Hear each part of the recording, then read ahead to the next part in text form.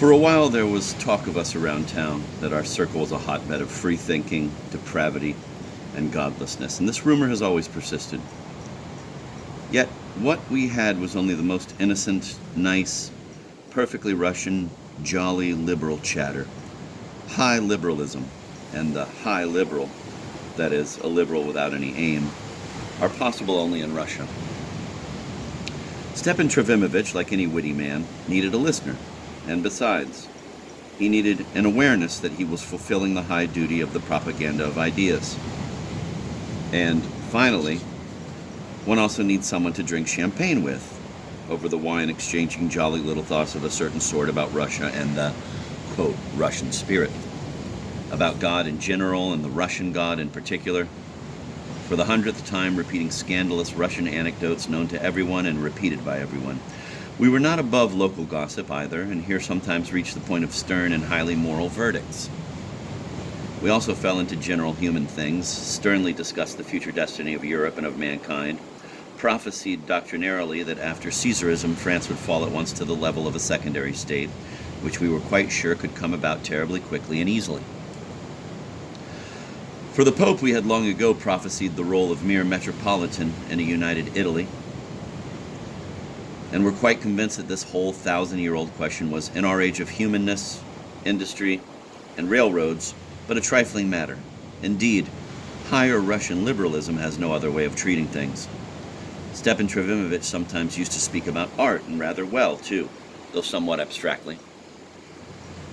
He sometimes recalled the friends of his youth, all noted persons in the history of our development, recalled them with tenderness and reverence, but somewhat enviously, as it were.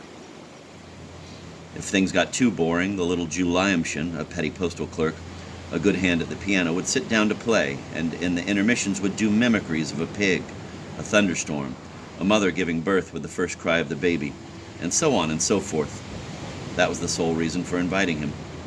If there was too much tippling, and it did happen, though not often, we would grow rapturous, and once even sang the Marseillaise in chorus to Lyamshin's accompaniment, though I do not know that it came out very well. The great day of February 19th we celebrated with raptures and even began emptying toasts in its honor way ahead of time. That was long, long ago, when there was as yet no Shatov and no Virginsky, and Stepan Trofimovich still lived in the same house with Varvara Petrovna. Sometime prior to the great day, Stepan Trofimovich took to muttering to himself the well-known, though somewhat unnatural verses, written most likely by some former liberal landowner. Peasants come. They're bringing axes. Something terrible will happen. I believe it went something like that. I do not remember it literally. Varvara Petrovna overheard it once, shouted nonsense, nonsense at him, and angrily walked out. Laputin, who happened to be present, remarked caustically to Stepan Trofimovich, "What a pity if the former serfs get so joyful as to really cause some unpleasantness for their gentlemen landowners." And he drew his index finger across his throat. "Cher ami," Stepan Trofimovich remarked to him good-humoredly. "Believe me, this," he repeated the gesture across his throat, "will be of no use whatsoever either to our landowners or to the rest of us in general. Even without heads, we will not be able to arrange anything, though it is our heads that hinder our understanding most of all."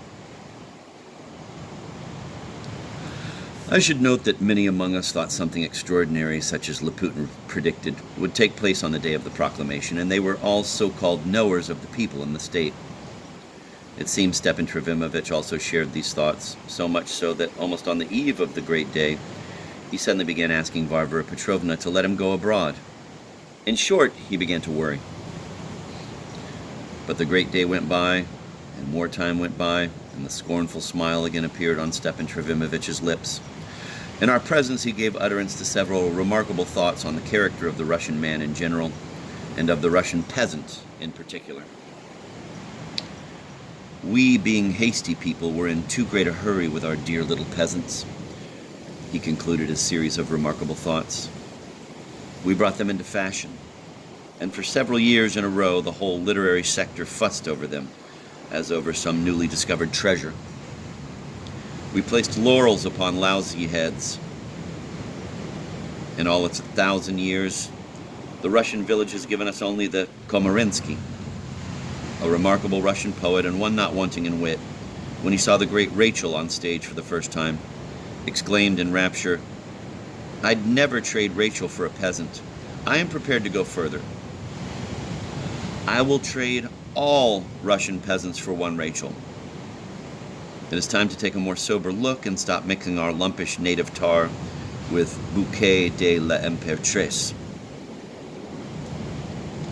Laputin agreed at once, but observed that for the moment it was still necessary to play the hypocrite and praise peasants for the sake of the trend, that even high society ladies flooded themselves with tears reading Anton the Wretch, and some even wrote from Paris to their managers in Russia that henceforth they were to treat the peasants with all possible humaneness. And as if by design, just after the rumors about Anton Petrov, it so happened that in our province, too, and only 10 miles from Skvoreshniki, a certain misunderstanding occurred, so that in the heat of the moment troops had to be sent. This time Stepan Trofimovich became so excited that he even frightened us. He shouted in the club that more troops were needed, that they should be summoned by telegraph from another district. He ran to the governor and assured him that he had nothing to do with it, begged that he not be somehow mixed up in the affair by force of habit, and suggested that his statement be communicated at once to the proper quarters in Petersburg. It was good that it all passed quickly and ended in nothing, but at the time I simply marveled at Stepan Trofimovich. About 3 years later, as everyone knows, there began to be talk of nationhood, and, quote, public opinion was born. Stepan Trofimovich had a good laugh. "My friends," he would instruct us,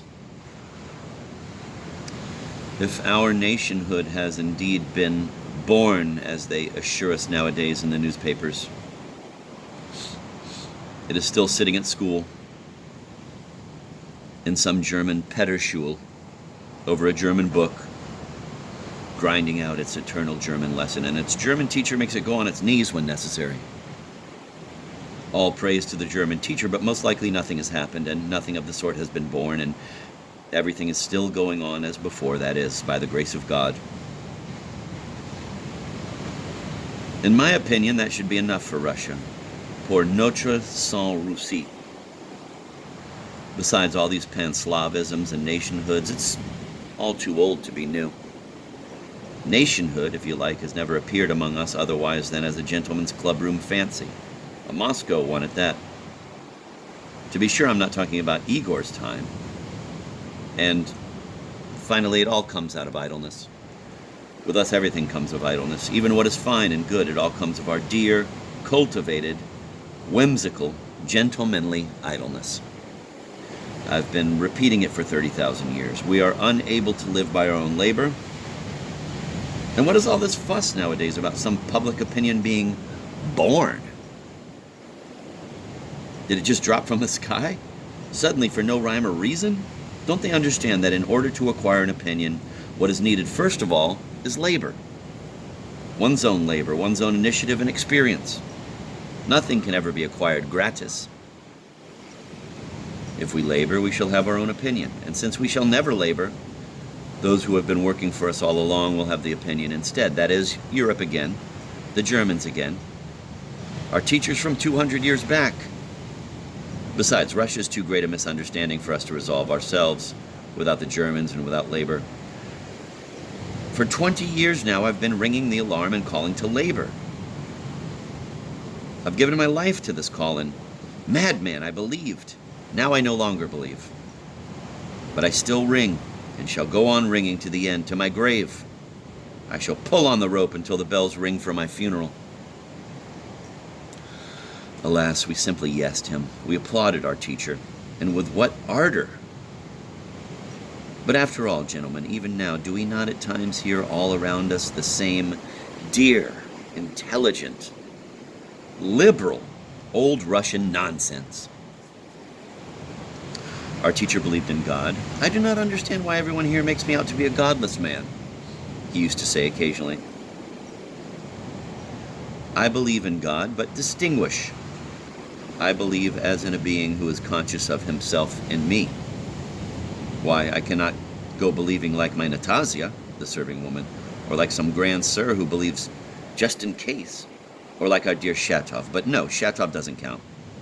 Shatov believes perforce, like a Moscow Slavophile. So far as Christianity is concerned, for all my sincere respect for it, I am not a Christian. I am rather an ancient pagan, like the great Goethe, or like an ancient Greek. Take this one thing alone, that Christianity has never understood woman, as has been so splendidly developed by George Sand in one of her brilliant novels. As for the bowings, the fasts, and the rest of it, I do not see why anyone should care about me. However our informers may bustle about here, I have no wish to become a Jesuit. In the year 47, Belinsky, while abroad, sent his famous letter to Gogol, in which he hotly reproached him with believing, quote, in some sort of God, end of quote. Entre nous soit dit. I can imagine nothing more comical than the moment when Gogol, the Gogol of that time, read this expression and the whole letter. But ridiculousness aside, since I still agree with the essence of the matter, I will point to them and proclaim these were men. They knew how to love their people. They knew how to suffer for them. They knew how to sacrifice everything for them. And they knew at the same time how to disagree with them when necessary, not to indulge them in certain notions. Indeed, Belinsky could hardly seek salvation in Lenten oil or turnips and peas. But here Shatov would interrupt. These men of yours never loved the people, never suffered for them or sacrificed anything for them, no matter what they themselves imagined for their own good pleasure, he growled gloomily, looking down and turning impatiently on his chair. Never loved the people, did they? Stepan Trofimovich yelled. Oh, how they loved Russia. Neither Russia nor the people, Shatov also yelled, flashing his eyes.